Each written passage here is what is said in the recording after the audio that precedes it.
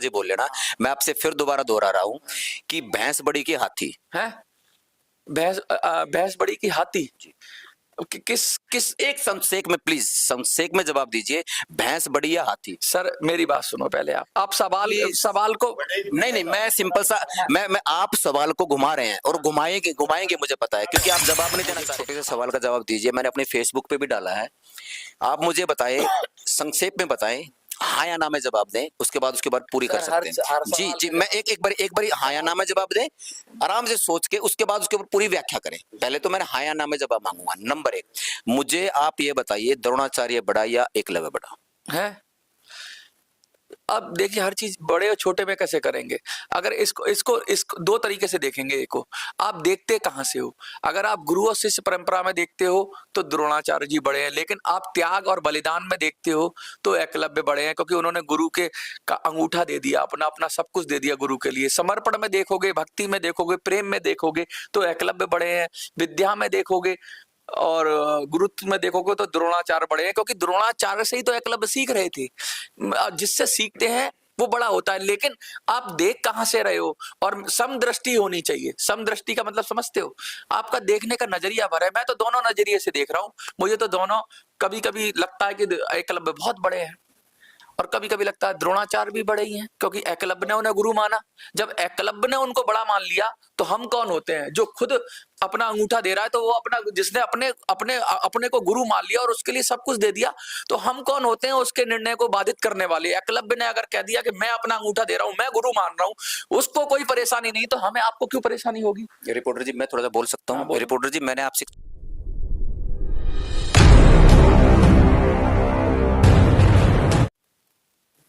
चुनाव का दौर है, पूरे देश में सरगर्मियां तेज हैं और लगातार लोग अपने अपने मतों पर, अपने अपने विचारों पर बात कर रहे हैं और जानने की कोशिश कर रहे हैं कि किस तरीके से चुनाव में जनता को अपने पक्ष में किया जाए और अपने मुद्दे बनवाए जाए। वो चाहे स्मॉल स्टेट्स की बात हो या बहुत सारे मुद्दे हैं।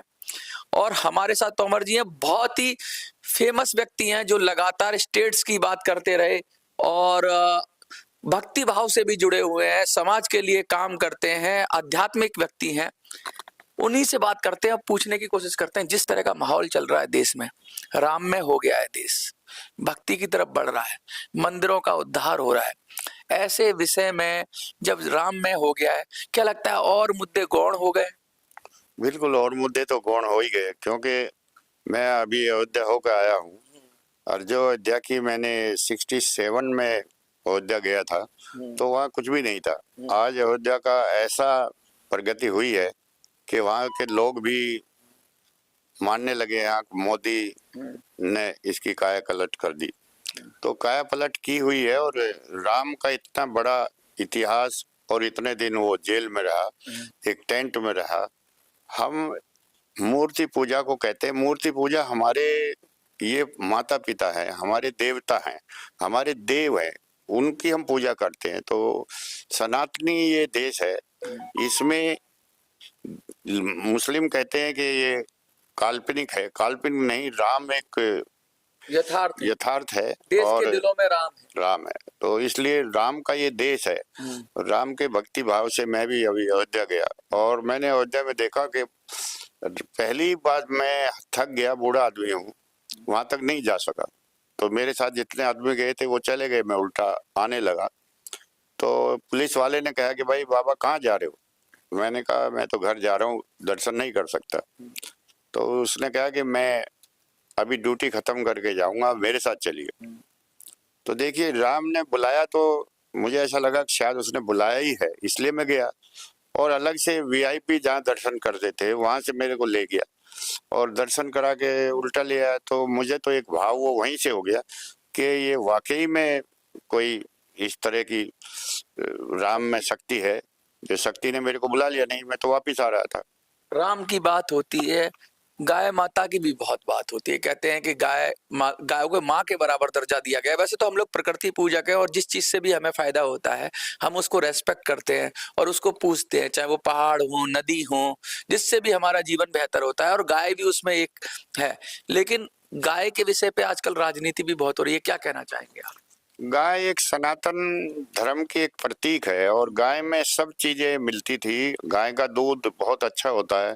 आपने देखा होगा सभी हिंदुस्तानी जब बच्चा पैदा होता है या माँ का दूध नहीं उतरता, कुछ ऐसा हो जाता है, तो उसको गाय का दूध पिलाने से वो पौष्टिक है, उसमें सब कुछ मिला हुआ है। बहुत ही अच्छा दूध माना गया, घी अच्छा माना गया। घी आंख में डाल लो तो वो हो जाता है। और वैसे भी इसको पूजनीय बताया गया कि ये एक गाय मैं भूल गया, वो द्रोणाचार्य ने उससे मांगी थी, क्या नाम, द्रौपदी, कामधेनु गाय। कामधेनु गाय। तो इस तरह की यह बातें हैं कि हर सनातनी में गाय की बहुत पूजा गाय होती दान है, का बड़ा महत्व है। बड़ा महत्व होता है। लेकिन हमारे इसलिए गाय पूजनीय है और गाय को हम पूजनीय मानते हैं। वो हमारी हर चीज की प्रतीक है, उसमें सब गुण है, लेकिन लगातार इसलिए लगातार गाय को मानते हैं। बाबा जी, लेकिन लगातार कुछ लोग अलग मत भी रखते हैं। आप ये कह रहे हैं कि भाई गाय को अगर माता मानते हैं तो भैंस को क्यों नहीं? तो आप ऐसा क्यों कह रहे हैं कि क्या इसके पीछे रीजन है? भैया जी देखो, माता तो खैर माता ही होती है। हाँ। जो जननी होती है, जो जन्म देती है, हाँ। उसी को माता बोला गया है। इसके अलावा तो कोई माता है नहीं। नहीं, धरती को भी माता बोला गया है। हमारे यहाँ मालूम है, जन्म देने से मतलब ये था जो पालन पोषण करे, जो आपको पोषण दे। जैसे जमीन पोषण देती है। मैं आपको माता की डेफिनेशन बताता हूँ। पोषण माने जो इससे आपको भोजन प्राप्त हो। जी, मैं बता जैसे रहा हूँ जैसे गाय से भी होता है, तो पेड़ों को, बहुत सारी नदियों को भी माँ का दर्जा दिया गया है, तो आप क्योंकि आगे तो नदी। सुनिए सर। हाँ, देखिए माता तो भारत सनातन संस्कृति तो यही कहती है, लेकिन सुनिए अब सर। कोई बाहर की यूरोपियन संस्कृति में माता का मतलब सिर्फ बच्चा पैदा करने से नहीं होता है। देखिए, माता तो उसी को बोला गया है जो पैदा करती है, और हमें जिसने पैदा किया है वो हमारी माँ है। ठीक है। रही बात, अब अगर मान लो हम किसी और को, जैसे धरती आपने माता बोला, बोलिए आप। मैं धरती माता को ही माँ मानता हूँ, ऐसी बात नहीं है। धरती माता, क्योंकि दुनिया को पता ही नहीं है, सब कहते हैं नहीं, हिंदुस्तान। धरती तो पैदा नहीं करती, जन्म नहीं देती। सुनिए सुनिए, मैं धरती को सबसे बड़ी, क्योंकि उससे ही सब कुछ जाना है और उसी में सब कुछ जाना है, तो उससे बड़ी तो कोई माँ ही नहीं है। हाँ। ठीक है। लेकिन जो हमें जो माता का वो दिया गया है, वो धरती माँ तो है ही। उपमा होती है सर। आपको अगर अगर सुनिए मेरी बात सुनिए। चलो गाय पे आ जाते हैं। नहीं, मेरी बात सुनिए। मेन मुद्दे पे आता है सर। गाय माता कहते हैं, मेरे समझिए तो सही। गाय माता है। अब भाषा की जानकारी अगर आपको है, मैं थोड़ा आपको बता दूं। एक होती है चीज उपमा। भारतीयों में उपमा का बड़ा प्रचलन है। उपमा का मतलब ये होता है कि भाई जैसे हमने माँ का दर्जा दिया किसी चीज को, इसका मतलब हम उसको रेस्पेक्ट दे रहे हैं, क्योंकि उससे हमें कुछ मिला, तो हमने उसको माँ की उपमा दी। हम गुरु को ईश्वर के समान उपमा देते हैं, ऐसा चलता रहा है हमारे यहाँ। तो ऐसे में इस भाव से नहीं दिया गया कि वो गाय से आपको जन्म मिला इसलिए माँ। आपने उसको जो भाव था ना, जो सुंदर भाव था सनातन का, उसका नाश ही कर दिया। आपने कह दिया कि बच्चे जनने वाली माँ होती है। इतना सरल भाषा नहीं। शुरुआत ही नहीं हुई सर। अभी आप मेरे को बोलने ही नहीं दे रहे हैं। मैंने नाश नहीं किया कुछ भी। मेरी आप बात सुनिए। माता तो जो कहा गया है, मैं ये नहीं कह रहा हूँ, मैं जो कहा गया है, जो पैदा करती है वो माता है। जो धरती को आप क्यों कह रहे हो? धरती भी पैदा करती है। आपको पैदा किया धरती ने? हाँ, धरती तो है सबसे बड़ी, इससे बड़ी तो कोई माता ही नहीं है। धरती ने ही पैदा किया। अब सुनिए मेरी बात। सर समझ रहे हैं आप? अभी एक रहे जन्म देने वाली। अब धरती से तो धरती के अंदर, धरती को भी ब्रह्मांड में जन्म हुआ है धरती का। तो क्या ब्रह्मांड सूरज से कहते हैं टूट के बहुत सारे तारे हो गए, तो क्या अब धरती तो चांद की माता हो सकती है? वो चांद टूट के गया, अब इनकी माता कैसे हो गई? आप बताइए। अभी मैं आपके पास आ रहा हूं। भाव की माता है। भाव में ये भाव नहीं पृथ्वी समझ भी पा रहे। है, गौ माता भी है। वो हमारे भाव से है, हमारी आत्मा से उसकी मान्यता है। और जन्म देने वाली माँ, वह तो माँ है ही। उसमें तो कोई भेदभाव होता ही नहीं है। तो कुछ पालने वाली माता है, कुछ पर आप खेलोगे वो माता है, कुछ का दूध पियोगे वो माता है। तो ये मानी गुरु माता भी कहते हैं, जैसे गुरु की पत्नी होती है उसको भी माता, गुरु माता कहते हैं। तो ये इतनी सी बात समझ नहीं पा रहे। माँ का एक भाव, बहुत बड़ा भाव होता है। आत्मिक शक्ति वो होती है आदमी के अंदर, उसको माँ कहा जाता है, उस भाव को माँ कहा जाता है। लेकिन एक बात तो इनकी भी जायज है, ये कहते हैं भैंस को क्यों नहीं, उससे भी तो दूध मिलता है, बकरी को क्यों नहीं? देखिए, भैंस एक जंगली जानवर था और ये अफ्रीका में पाया जाता था। तो जब यह मुसलमानों ने हिंदुस्तान की संस्कृति पर प्रभाव डाला और उन्होंने देखा कि गाय को यहाँ माता मानते हैं और वो दूध देती है, उससे बच्चे पीते हैं और हष्ट-पुष्ट रहते हैं, तो उस काट के लिए अफ्रीका से भैंस को लाया गया। और वो भैंस का दूध भी पीते थे, बाद में काट के खा जाते थे। मुसलमान का देह क्या है, ये देह था भाई दूध भी पियो और बूढ़ी हो जाए तो काट के खा जाओ। तो उसमें मांस भी अधिक होता था और ताकत भी अच्छी होती थी उस दूध में, दूध का भार होता था, भारी होती थी, तो इसलिए वो लोग वहां से लाए जंगली भैंस को। कहते हैं कि भैंस बढ़ाए शरीर और गाय बढ़ाए बुद्धि, ऐसा कहा जाता है कि अगर बुद्धि तेज करनी है तो गाय का दूध पियो और शरीर बढ़ाना है, बलिष्ठ बनाना है तो भैंस का पियो। लेकिन दोनों में ही तो कुछ ना कुछ मिल ही रहा है। देखिए, आप गाय का दूध पिलाओ, भैंस का दूध पिलाओ, उसमें गाय वाले दूध में घी जो निकलता है वो भी बहुत पौष्टिक होता है। भैंस वाले उसमें घी जो निकलता है वो बहुत भारी होता है, शरीर के लिए भारी है, उसका दूध भी भारी है और घी भी भारी है। तो इसलिए वो अब खाने लगे, कोई चीज मिलती नहीं है। नहीं, पहले कोई आदमी भैंस का दूध और घी खाता ही नहीं था, पीता ही नहीं था। हिंदू तो संस्कृति के हिसाब से वो कहते हैं हमारी तो गौ माता है, गौ माता का पियेंगे, वो पौष्टिक भी है और सफल रहा देश में, तो इस वजह से भी वो मानी जाती है। फिर इसमें कई बातें हैं, उतनी तो मैं नहीं जानता, लेकिन ये बहुत पौष्टिक, इसका गोबर की भी पौष्टिक है, इसका पेशाब भी लोग कई पीते हैं, वो भी बहुत पौष्टिक है। इसकी हर चीज जो है वो पौष्टिक मानी गई है। अच्छा, लोगों की भावनाएं हैं, लोग कहते हैं ना गाना भी है, इतनी श्रद्धा जहाँ पत्थर भी पूजे जाते हैं। तो जब भाव है इंसान का और किसी भाव में है, तो जब आप भाव के साथ खिलवाड़ करेंगे, अगर किसी को कहेंगे भैंस को माता बोल दो, माना एक ट्रेडिशन चला आ रहा है जैसे गाय के लिए चला आ रहा है, क्योंकि गाय से उतना हजारों साल की कनेक्टिविटी है, जैसा अभी बताया कि भैंस से उतनी कनेक्टिविटी शायद हो जाए सालों में। और हम तो कह भी देते हैं जैसे हमारी मर्जी आती है वैसे हम गढ़ लेते हैं देवता अपने। हमारे यहाँ ये आजादी है कि आप नए देवता, नए गुरु गढ़ देते हो, नए अवतार पैदा कर लेते हो। अभी देखो साईं बाबा आ गए, बहुत सारी चीजें हम तो स्वीकार करने वाला देश है। तो दिक्कत क्या है, भैंस को भी कर लेंगे स्वीकार, अगर आप चलाएंगे आगे के भैंस को माता बोलेंगे तो लोग स्वीकार कर लेंगे। सर मैं आपसे इतना ही कहना चाहता हूँ कि अगर आप मेरी तरफ माइक कर रहे हैं तो मेरी बात पूरी होने दें। हाँ, पूरी करिए, क्योंकि फिर वो बात फिर मजा नहीं आता। ठीक है, पूरी। मैं आपको स्टार्टिंग वहीं से लेते हैं। आपने बोला कि भैंस को आप माता क्यों कह रहे हो। मैंने कहा अगर गौ माता है, मैं बिल्कुल मानता हूँ, ठीक है, तो भैंस भी हमारी माँ है, इसमें कोई दो राय नहीं है, और बकरी भी हमारी माँ है, और ऊँटनी भी हमारी माँ है। हाँ। जितनी भी स्त्रीलिंग है सब हमारी माए बहने हैं, चाहे वो जानवर हम भी हैं। हमारा थोड़ा सा रूप चेंज हो गया, हम मानव रूप में आ गए। सुनिए सर, जिससे आपको कुछ मिल रहा है, लिसन में देखिए, जानवर हम भी हैं लेकिन हमारा थोड़ा सा रूप चेंज हो गया, इसलिए हम मानव बन गए हैं। ठीक है, पहले हम आदि मानव थे, हमारे पूर्वज आदि मानव थे, मानव बन गए हैं, और वो भी जानवर रह गए। हम भी जानवर ही थे और जानवर ही हैं। और मुझे लग रहा आज की जो स्थिति है, आज हम उन जानवरों से ज्यादा बदतर हो चुके हैं, क्योंकि नशा हमारे देश के रग रग में फैल चुका है। आज जो बेचारे जानवर हैं वो आज भी वही घास फूस खा रहे हैं, लेकिन ये जो मानव रूपी जो ये प्राणी है, ये जानवर से भी बदतर है। मेरी तो भावना ही है। ठीक है, अगर हम गऊ को माता मान सकते हैं तो बकरी भी हमारी माँ है, ऊँटनी भी हमारी माँ है, और मैं छोटी सी बात कहूँ तो सूरी भी हमारी माँ है। मैं तो यहाँ तक हूँ, अदरवाइज जो माँ है वो माँ है। ठीक है, और धरती से बड़ा मैं कुछ किसी को मानता नहीं हूँ, धरती मेरी सबसे बड़ी माँ है, इसमें कोई दो राय नहीं है। आपने बहुत अच्छी बात कही है। दूसरी बात और रही बात ऐसी सर, इन्होंने एक द्रोणाचार्य की कुछ बात कही थी कि वो गौ माता को लेके आए थे, इसके ऊपर मैं आपसे एक सवाल पूछता हूँ। ठीक है, लो मैं पकड़ लेता हूँ इस माइक को, मैं पकड़ लेता हूँ। मैं आपसे एक छोटा सा सवाल पूछता हूँ सर, आप मुझे एक छोटे से सवाल का जवाब दीजिए। मैंने अपने फेसबुक पे भी डाला है, आप मुझे बताए, संक्षेप में बताएं, हाँ या ना में जवाब दें, उसके बाद पूरी कर सकते हैं। जी जी, मैं एक बार हाँ या ना में जवाब दें, आराम से सोच के, उसके बाद उसके ऊपर पूरी व्याख्या करें। पहले तो मैंने हाँ या ना में जवाब मांगूंगा। नंबर 1, मुझे आप ये बताइए, द्रोणाचार्य बड़ा या एकलव्य बड़ा है? अब देखिए, हर चीज बड़े और छोटे में कैसे करेंगे, अगर इसको दो तरीके से देखेंगे। एक को आप देखते कहां से हो, अगर आप गुरु और शिष्य परंपरा में देखते हो तो द्रोणाचार्य जी बड़े हैं, लेकिन आप त्याग और बलिदान में देखते हो तो एकलव्य बड़े हैं, क्योंकि उन्होंने गुरु के का अंगूठा दे दिया, अपना सब कुछ दे दिया गुरु के लिए। समर्पण में देखोगे, भक्ति में देखोगे, प्रेम में देखोगे तो एकलव्य बड़े हैं। विद्या में देखोगे और गुरुत्व में देखोगे तो द्रोणाचार्य बड़े हैं, क्योंकि द्रोणाचार्य से ही तो एकलव्य सीख रहे थे। जिससे सीखते हैं वो बड़ा होता है। लेकिन आप देख कहां से रहे हो, और समदृष्टि होनी चाहिए। समदृष्टि का मतलब समझते हो, आपका देखने का नजरिया भरा है। मैं तो दोनों नजरिए से देख रहा हूं, मुझे तो दोनों, कभी कभी लगता है कि एकलव्य बहुत बड़े हैं और कभी कभी लगता है द्रोणाचार्य भी बड़े ही हैं, क्योंकि एकलव्य ने उन्हें गुरु माना। जब एकलव्य ने उनको बड़ा मान लिया तो हम कौन होते हैं? जो खुद अपना अंगूठा दे रहा है, तो वो जिसने अपने को गुरु मान लिया और उसके लिए सब कुछ दे दिया, तो हम कौन होते हैं उसके निर्णय को बाधित करने वाले? एकलव्य ने अगर कह दिया कि मैं अपना अंगूठा दे रहा हूं, मैं गुरु मान रहा हूं, उसको कोई परेशानी नहीं, तो हमें आपको क्यों परेशानी होगी? रिपोर्टर जी, मैं थोड़ा सा बोल सकता हूँ? रिपोर्टर जी, मैंने आपसे एक छोटा सा पहले सवाल किया कि एक संक्षेप में मुझे जवाब देना, उसके बाद चाहे जितना मर्जी बोल लेना। मैं आपसे फिर दोबारा दोहरा रहा हूँ कि भैंस बड़ी की हाथी है? भैंस बड़ी की हाथी?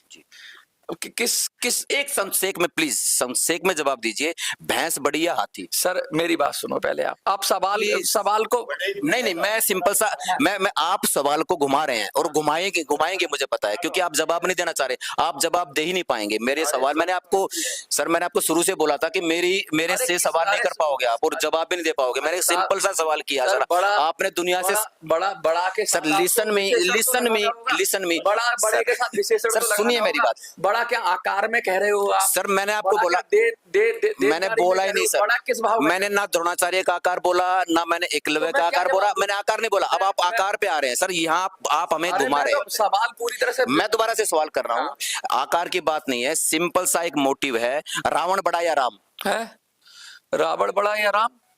किस चीज में?